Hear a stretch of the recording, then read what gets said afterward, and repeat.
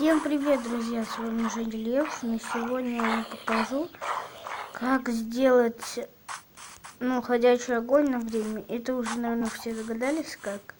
Берем или зомби-жителя, или обычного зомби, и даем его зельку невидимости. Вот. Получается такой ходячий огонь. Чтобы сделать не ходячий огонь, надо, сейчас покажу, соорудить такую конструкцию. Можно из любых блоков, в моем случае просто стекло. Вот в 2 блока, чтобы зомби не ходил. Как бы вот я на примеру показываю. Как-то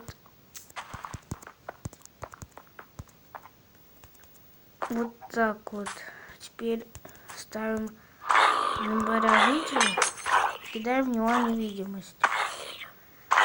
Ну и вот как-то так получается огонь. Это можно сделать, не обращайте на вот это все, это просто я с аддоном играю.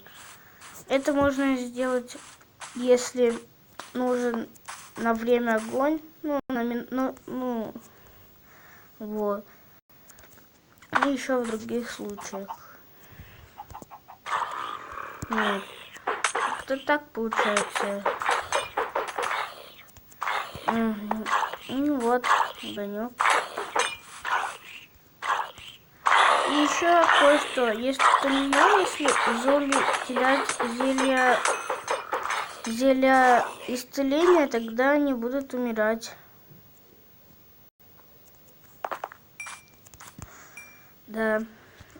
Вот.